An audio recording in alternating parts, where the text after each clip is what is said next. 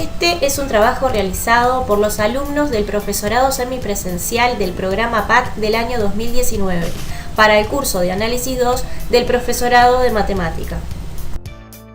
En esta oportunidad trabajaremos con el tema integrales dobles. Recordemos que el concepto de integral de funciones de dominio real para una función no negativa en un intervalo cerrado está asociado al cálculo del área determinado por la curva de la función y el eje X en ese intervalo. La integral doble de una función no negativa de dos variables definida en una región del plano XY está asociado o se puede interpretar intuitivamente como el volumen entre la superficie definida por la función y el plano XY en dicha región. Recordemos además que la integral para una función de R en R puede definirse formalmente mediante el concepto de sumas de Riemann. Haremos entonces un trabajo similar con las integrales dobles. Antes de comenzar con las sumas de Riemann, daremos algunos conceptos previos. Definición 1. Llamaremos rectángulo cerrado de R2 al producto cartesiano de dos intervalos cerrados y acotados de R, lo cual anotaremos de la siguiente manera, escribiéndolo como el conjunto de los pares ordenados XY pertenecientes a R2, de manera tal que A es menor o igual a X, que es menor o igual a B, y C es menor o igual a Y, que es menor o igual a D.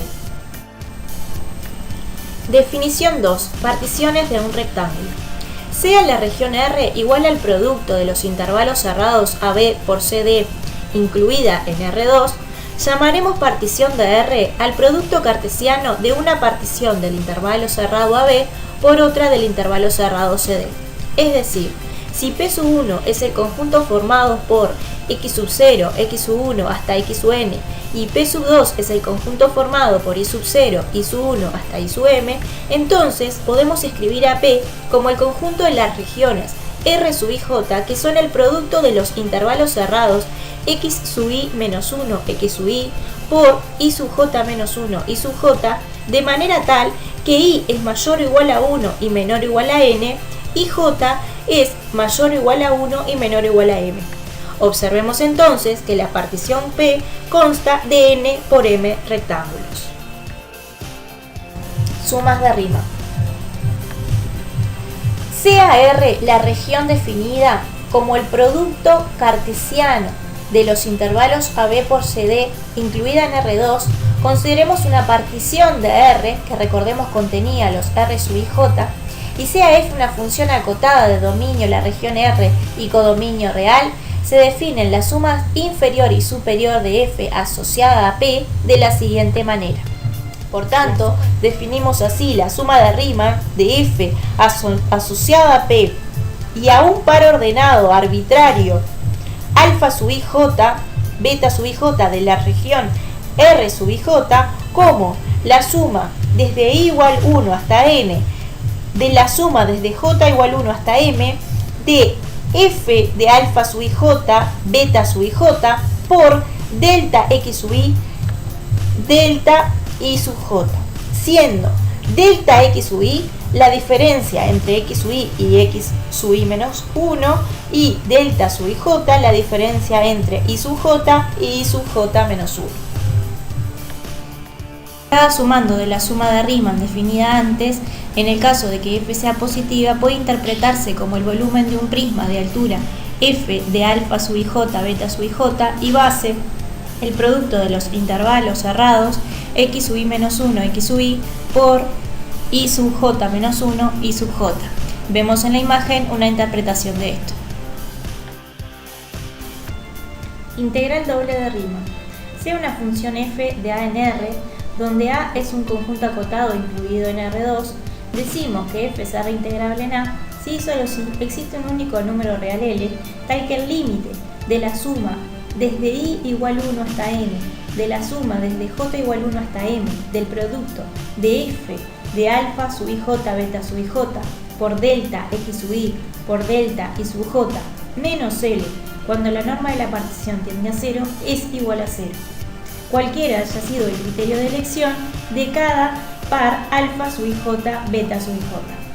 El número real, L mencionado en la definición, es llamado integral doble de f en A y su notación es la que se muestra en pantalla.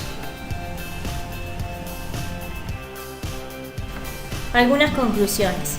Si la función a integrar es no negativa en la región de integración A, entonces la integral doble coincide con el volumen encerrado entre A y el gráfico de la función. Si se trata de una función cualquiera, entonces la integral doble representa el saldo de volúmenes entre el gráfico de la función y la región de integración A. El siguiente es un ejemplo importante que prueba la existencia de funciones R integrables en regiones planas. Para eso lo que vamos a hacer es considerar una función f definida en el rectángulo cerrado AB por CD en R, cuya expresión analítica es K. En el dibujo se aprecia para un K positivo. Tomamos una partición P en el rectángulo cerrado AB por CD y realizamos la suma de Riemann correspondiente a cualquier elección. La suma queda de la siguiente manera.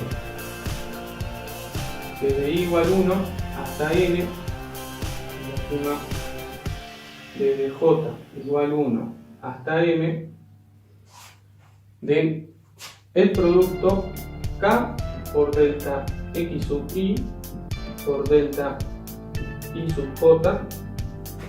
Esto nos da como resultado k por d menos c por d menos a. Bien.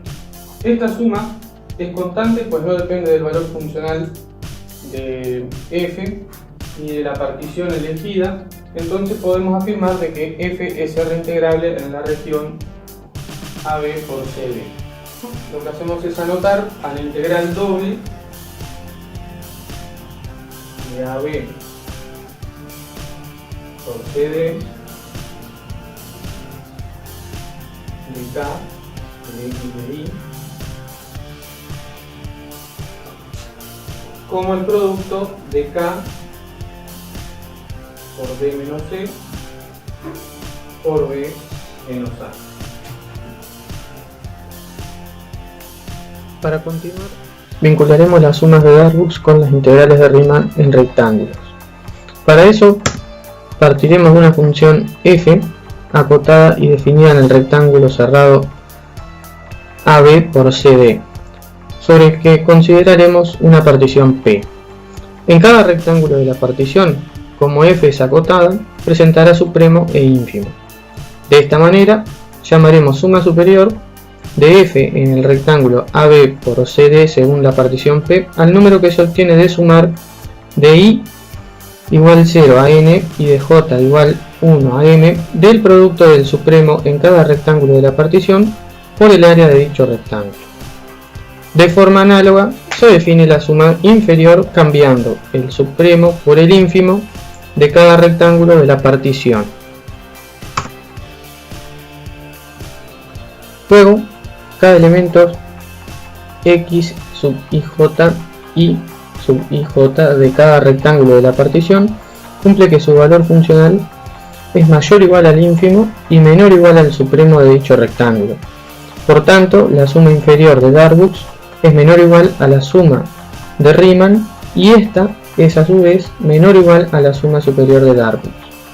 Además, en cada rectángulo de la partición, dado un epsilon prima mayor que 0, existe un f de alfa sub ij beta sub ij perteneciente al conjunto imagen del rectángulo considerado de la partición que dista del supremo menos que epsilon prima. Ahora, multiplicando cada elemento de la desigualdad por delta x sub i, delta y sub j y sumándolos, se tiene que 0 es menor o igual a la diferencia entre la suma superior de Darboux y la suma de Riemann, y esta es menor o igual al producto de epsilon prima por el área del rectángulo AB por CD.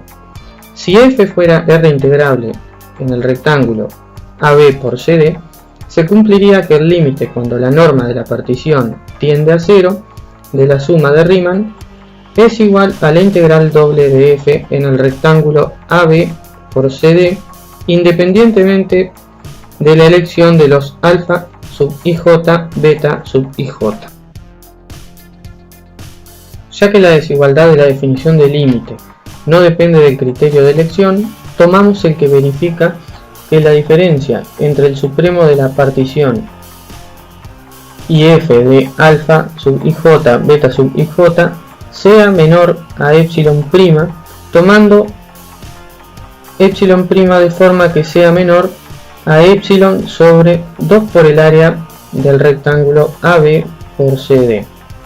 Luego, 0 es menor o igual a la suma superior de Darboux menos la integral doble de f en el rectángulo AB por CD, lo cual es menor a epsilon si se realizan las operaciones convenientes. Finalmente, el límite de la suma superior de Darboux cuando la norma de la partición tiende a 0 es igual a la integral doble de la región R de la función f. De la misma manera, el límite de la suma inferior de Darboux cuando la norma de la partición tiende a 0 es igual a la integral doble de la región R de la función f. Cambio de variables en integrales dobles. En una variable, como vemos en pantalla, tenemos que el teorema de cambio de variable nos pedía que para integrar una función f en el intervalo b se buscaba cambiar la variable x por otra variable t, de acuerdo a la fórmula de cambio de variable, de forma de integrar la función f compuesta con g de t en el intervalo cd. Para eso, f debía de ser continua en AB y g derivable en cd, además de ser continua su derivada, de forma de integrar la función f de g de t por la derivada de g con respecto a t. En dos variables no parece tan sencilla la analogía, pero debemos comenzar planteándonos las transformaciones de x e y, haciendo que x sea igual a una función phi que dependa de u y de b, y que y sea igual a una función psi que dependa también de u de b, siendo u y b las nuevas variables. Así nos debemos plantear una nueva función f grande que nos permita llevar los puntos v en puntos x y. Esta nueva función, que será de R2 en R2, será la función de transformación de coordenadas, que nos permitirá transformar la región S del plano V en una región R del plano XY. Es así que surge el teorema de cambio de variables para integrales dobles, que dice que, siendo f una función continua en una región R de las variables XY y sea la función de transformación de coordenadas que mencionáramos antes, siempre que convierta los puntos v inyectivamente en puntos XY, sea de clase C1 y la matriz jacobiana sea inversible para todo v de S, esto último para que el determinante jacobiano no sea 0, entonces la fórmula de cambio de coordenadas viene dada por la integral doble de la región R de f de XY de x de y es igual a la integral doble de la región S de f de phi de v psi de v por el valor absoluto del determinante jacobiano de cada componente de f grande por las variables, por cada variable de u de b. Bajo esta fórmula, al igual que en una variable, cambiar las variables x y en una función f de x y significa hacer la composición de esa función con la función f grande de v. A su vez, como f grande de v es de clase C1, entonces las funciones componentes lo son y sus derivadas parciales de estas funciones componentes son continuas en S. Con esto, aseguramos que f de f grande de v por el determinante jacobiano es una función continua y, por tanto, integrable. Asimismo, se pide que f grande sea inyectiva, hecho que nos permite obtener v en términos de x y sus inversas. Otro elemento importante es la aparición del determinante jacobiano en la fórmula, que vendría a jugar el papel de la derivada de g en la fórmula para una variable. Recordemos que el jacobiano es la matriz compuesta por las derivadas parciales de cada componente respecto a cada variable. Esto hace que la matriz jacobiana sea la derivada de la función f grande, de hecho, con respecto a v. Asimismo, como phi de v es igual a x, entonces podemos reemplazar a la función phi por x en dicha matriz y análogamente así por y, recordando que van a depender de u de b, Por lo tanto, nos queda escrita como el determinante de x con respecto a u, x con respecto a b, y con respecto a u, e y con respecto a b.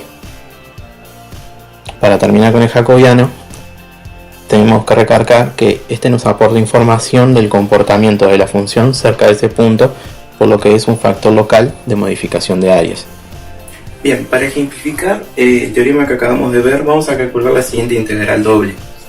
Vamos a considerar la función f de x igual a x cuadrado y cuadrado, y r la región limitada por las ecuaciones x igual 1, x igual 2, y igual a x sobre 2,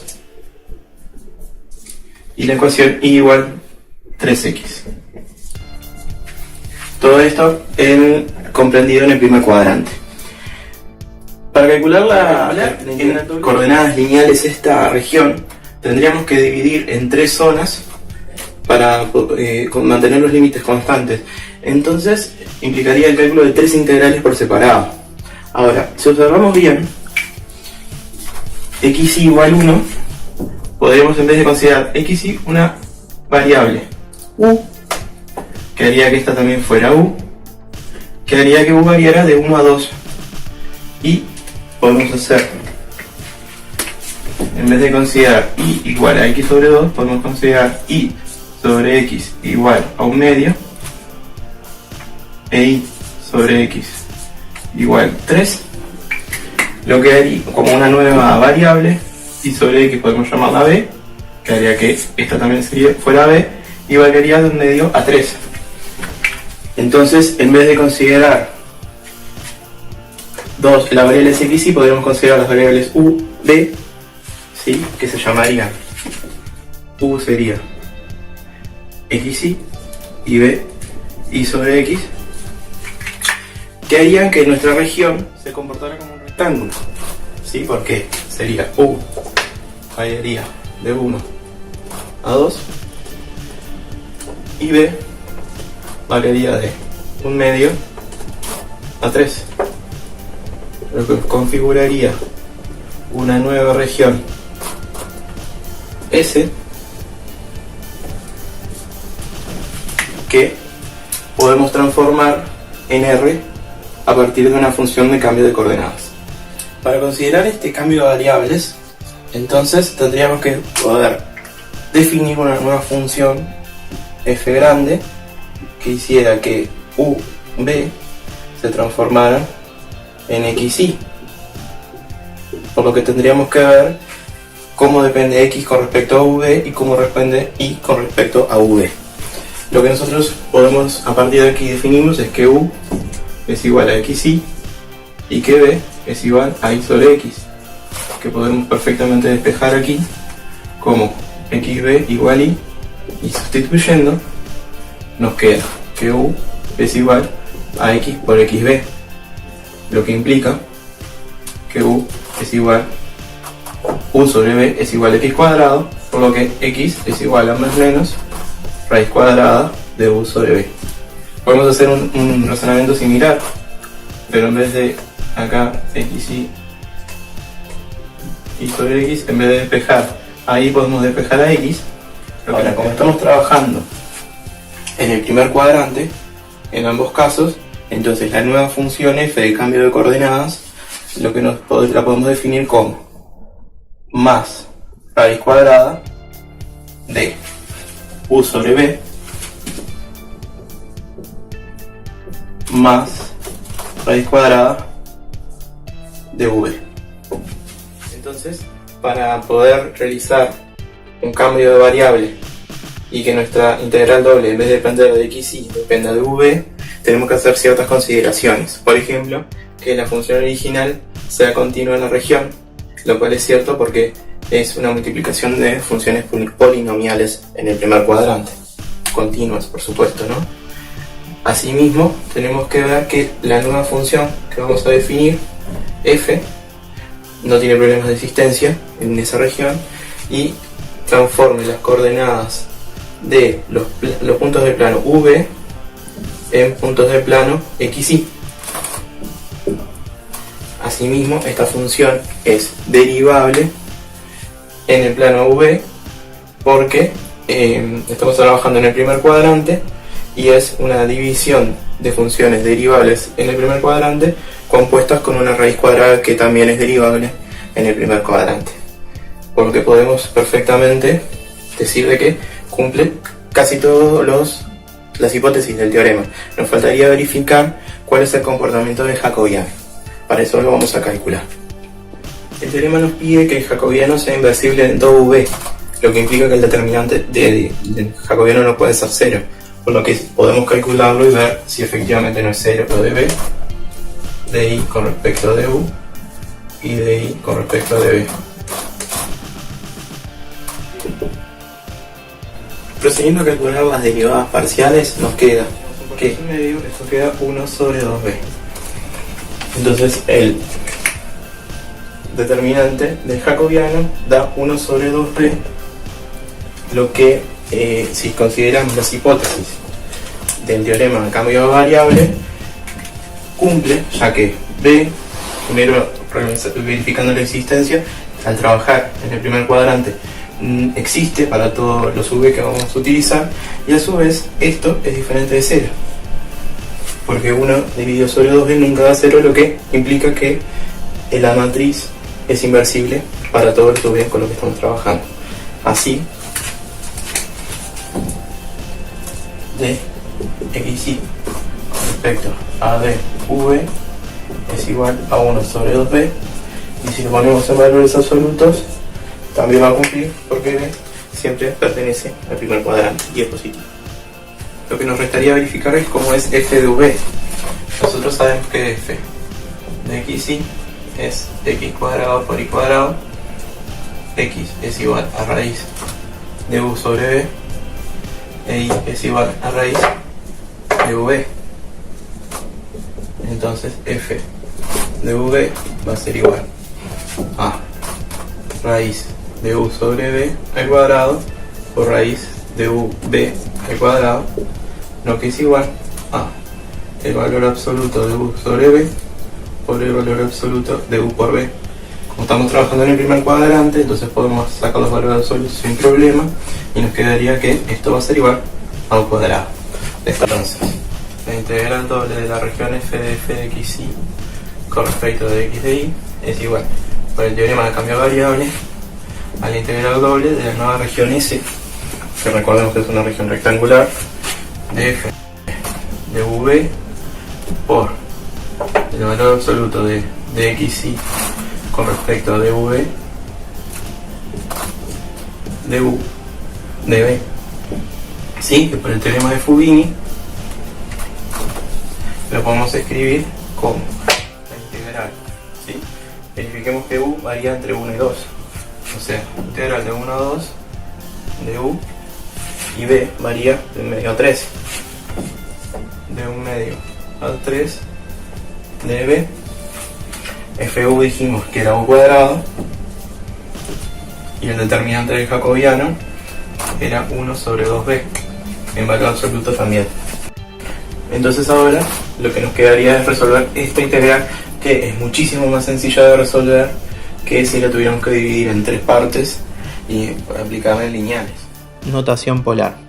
Al igual que lo hacemos con el sistema cartesiano, podemos localizar los puntos a través del sistema polar, el que se basa en 2 parámetros. Uno es la distancia al origen, que se denomina pod o módulo, y el otro es el ángulo que forma el radio vector del punto y la parte positiva del eje de abscisa, que se denomina ángulo o argumento. Como se podrá ver en el esquema de abajo, esto nos permite determinar la fórmula de obtención de los valores de x con respecto a r y θ e y con respecto a r y θ a partir de propiedades trigonométricas. Es así que podemos definir la función de transformación de coordenadas denominada f grande, que va de la región S incluida en R2, tal que dicha función, que depende de r y θ, sea igual a la componente x, que depende de r y θ, y la componente y, que también depende de r y θ, que bueno, que como vimos antes serían igual a r por coseno de θ, y la otra componente sería r por seno de θ. Si vemos abajo en el esquema podemos observar cómo cambiaría la región del plano S, que dependerían de V, a la región del plano R, que dependerían de X, Y.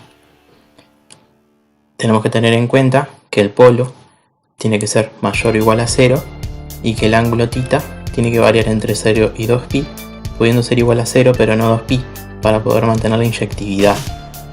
Esto nos garantiza que f grande sea inyectiva, una de las condiciones del teorema, así como que f grande es de clase C1.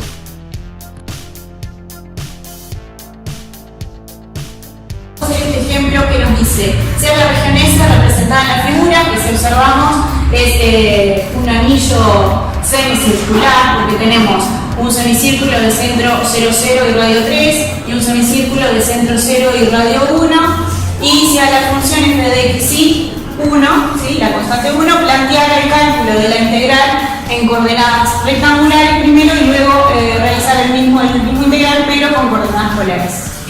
Vamos a ver cómo es ese. Tenemos que, como está en el anillo circular, y es mayor o igual a 0 y x más c al cuadrado lo puedo poner entre 1 y 9, ¿sí?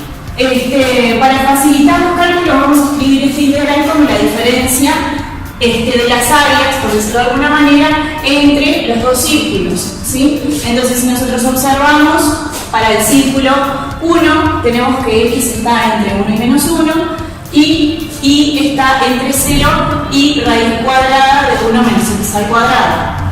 Y para el semicírculo 2 tenemos que x está entre menos 3 y 3 y está entre 0 y raíz cuadrada de 9 menos x al cuadrado. Entonces, bueno, por lo tanto, para un primer sentido de integración, porque lo vamos a hacer en un sentido solo, tenemos la integral de menos 3 al 3, de la integral de 0 a raíz cuadrada de 9 menos x2, de la función, menos la integral entre menos 1 y 1, de la integral entre 0 y raíz cuadrada de 1 y menos x a la 2 de la misma función. Bueno, vamos a resolver esta integral, así que como es la integral de una constante, cuando integramos con respecto a y queda bastante sencilla porque nos queda la integral de y, ¿sí? Evaluada entre 0 y raíz cuadrada de 9 menos x a la 2, ¿sí? Entonces, luego nos queda la integral entre menos 3 y 3 de la raíz cuadrada de 9 menos x a la 2 de x. Para calcular esta integral vamos a realizar una sustitución trigonométrica, ¿sí? Vamos a considerar un triángulo rectángulo donde uno de los catetos es raíz cuadrada de 9 menos x al cuadrado, el otro cateto es x y la hipotenusa es 3, que es la raíz cuadrada de 9, ¿sí? Entonces, menos pi sobre 2, o sea que nos termina quedando pi sobre 2. Bueno, ya resolvimos las dos integrales que teníamos para calcular la diferencia. La primera nos había quedado 9 pi sobre 2, la otra nos había quedado pi sobre 2, de donde haciendo la resta nos queda 4pi, ¿sí? Así que el resultado de esta integral para la función f de x igual 1 en la región S es 4pi. ¿Qué hubiese pasado si hubiésemos hecho la parte B, que era realizar la misma integral pero en coordenadas polares? Que nos hubiésemos ahorrado un montón de cálculos que hicimos que de esta manera no van a ser necesarios, ¿sí? Bueno, si observamos esta región S la podemos volver a escribir, pero ahora en función de R y del ángulo θ, ¿sí? R, si observamos como estamos en el anillo circular, está entre 1 y 3, y el ángulo, como estamos en el cuadrante 1 y 2, ¿sí? Se mueve entre 0 y pi. Entonces reescribimos la región S de la siguiente manera. ¿Cómo nos va a quedar entonces una integral doble pero con coordenadas polares?